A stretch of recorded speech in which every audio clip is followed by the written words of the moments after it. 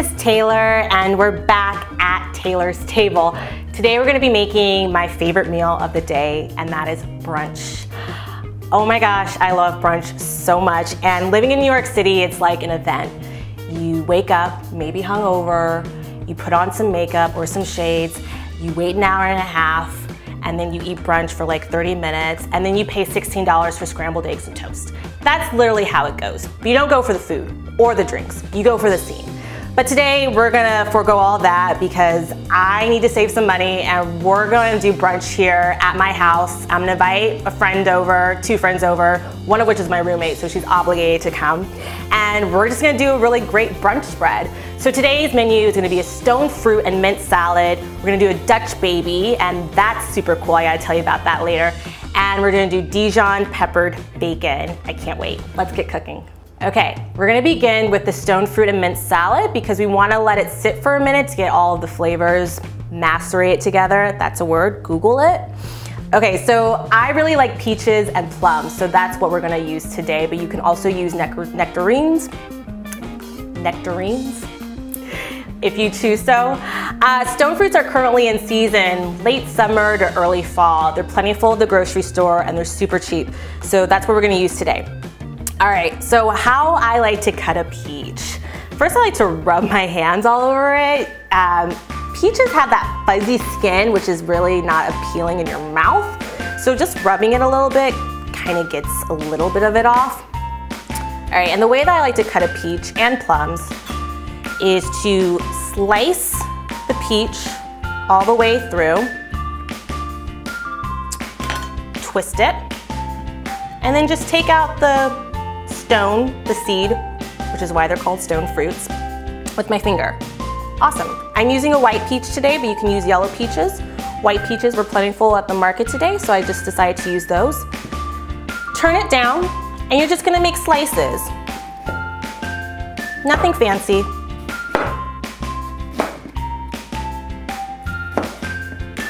Awesome, and we're gonna continue doing that with the rest of the peaches and plums.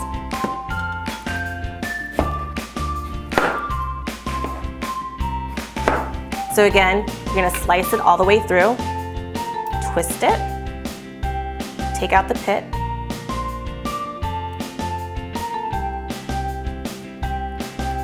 oh my God, my finger veins are popping. And you're just gonna slice it like you did the peach.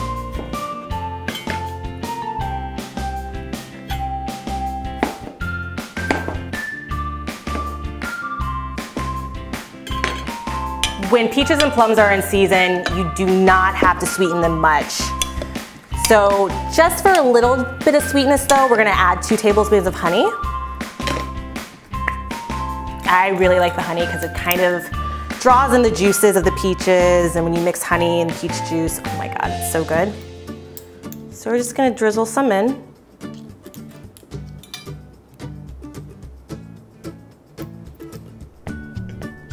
So we're gonna add a tiny bit of mint. I just love mint. It goes with like pretty much every fruit maybe except tomatoes. Which, fun fact, botanically they are technically a fruit. Legally they're a vegetable. So what we're gonna do is we're gonna just bundle up the mint leaves like so, and we're gonna chiffonade them. I think I pronounced that right. It's pretty much we're just gonna make them into little ribbons. And we're gonna dice this up pretty finely, just because you don't want to have a whole mouthful of mint. Again, fingers curled under.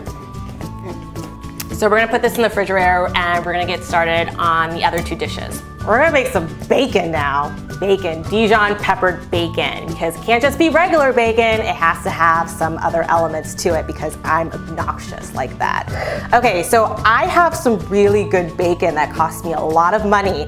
You don't have to get expensive bacon, you don't have to cut the pork yourself or the pig, but definitely get bacon that's uncured and that is nitrate free. I think it makes all the difference. So what we're gonna do is we're gonna coat both sides of the bacon with Dijon mustard. And if you don't have Dijon mustard, you can totally use whole grain mustard. Just don't use yellow, that is disgusting. Also, you're gonna want, again, freshly ground black pepper. It makes all the difference and it will give some texture to the bacon when you bite into it. Cool. All right, I'm gonna brush it on with a pastry brush. Not everyone has a pastry brush. One winter I thought I was gonna be making a lot of pies. I've made one. So I'm just getting my investment in by using it today, but you can definitely use a big tablespoon if you don't have a pastry brush. Okay, I'm just gonna dip it in my mustard and coat every slice of bacon. Let's crack some black pepper in it. Be liberal. It's the best part. Oh, I like to bake my bacon. You can definitely, put it in a large skillet and do it that way. I think it works better if you bake it though with on a baking sheet lined with aluminum foil. It gets the bacon crispier in my opinion, as well as it doesn't curl up on the edges. Bacon. Okay, we're gonna put this bacon in a cold oven. Do not preheat it. I read somewhere that if you put it in a cold oven, it will help the bacon stay nice, long, and crisp. So I don't know, we're gonna do that. So in a very cold oven, we're gonna put the bacon in and we're gonna turn the temp up to 400 degrees. And we're just gonna let it do its thing for about 12 minutes. Definitely put a timer on there because you do not want your smoke alarm to go off and have burnt bacon. That would be really bad. So while the bacon's cooking, let's get started on our Dutch baby. Okay, we're gonna start with the Dutch baby, which is also called a German pancake. And what differentiates it between a regular pancake is that you bake it and it really rises up with the heat, and it's kind of a showstopper. So it's perfect for this brunch and to kind of impress my friends. So we're gonna start off with the dry ingredients. So we're gonna do half a cup of flour. And the really cool thing about this recipe is that it's all in twos. So half a cup of flour, 2 teaspoons of sugar, 2 eggs, 2 tablespoons of butter, and a half teaspoon of vanilla. You can remember that, right? The really, really cool thing about this recipe is that it has no leavening agent. So it doesn't have any baking soda, baking powder. The heat is what gives it its rise. Just gonna put 2 teaspoons of sugar. And then 1/4 of a teaspoon of salt. And this is the only thing that's not in 2 twos. Cool. Whisk that, incorporate it all together. And then I like to add a little bit of nutmeg. Nutmeg comes in this whole pod. If you don't have nutmeg, just forgo it. I think that freshly grated nutmeg is the way to go. If you have already grated nutmeg, you can use that, but grating it yourself really gives it so much more flavor. All right, so we're gonna crack 2 eggs.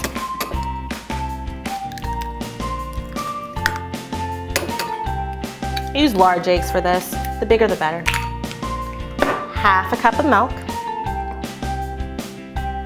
And then half a teaspoon of vanilla extract. And get the real kind, don't get imitation. Nobody got time for that. Cool. So I like to whisk the eggs first in the middle with the milk, the vanilla. You don't want to overmix it. Just get it well incorporated. A couple of lumps are fine, no biggie. So I'm going to put this in a cast iron skillet. If you don't have a cast iron skillet that you didn't inherit from your grandma like myself, you can put this in a pie pan or even an oven-proof skillet. Just make sure that you foil the handle of your oven-proof skillet so that the handle is melt. So I've preheated our oven at 375 degrees for our Dutch baby. And I'm just gonna add 2 tablespoons of butter to my cast iron skillet. Get in there. I'm gonna let it melt just for a couple of seconds. All right, so the butter has melted into my skillet, well enough. And we're just gonna pour in the batter. It's a very thin batter, no worries. It's supposed to be that way. Get all of it, all of it. And we're gonna pop it back into the oven for about 25 minutes or until it puffs up, really golden and brown around the edges. All All right, so my friends are coming over in just a couple of minutes. I'm gonna get ready and have a drink before they come by, and then we'll have brunch. I got the Dutch baby out of the oven. It's all nice and golden brown, and I'm just gonna put some powdered sugar on it to complete it. You can sprinkle some powdered sugar. You can leave it off if you want. I just think it looks like really cool. Make it rain. All right, because I love lemon, and it's actually traditional. I'm not just putting lemon in it just to put lemon in it, although that's totally me to do that. We're gonna squeeze half of a lemon over the Dutch baby, taking out carefully the seeds. Cool. You hear that sizzle? Oh my God, I'm so excited to eat. So I just took out my peaches and plums and mint, and I have my bacon ready. I'm gonna join my friends up on the roof, and we're gonna have a super low-key brunch that is free for them and costs me very little. In the meantime, I'm gonna go drink again. So join me up at the roof. Hey ladies! Okay girl. All right, cheers to a good summer. Summer 2014, wait, hold on. Hopefully many more summers to come. Absolutely. I need it though.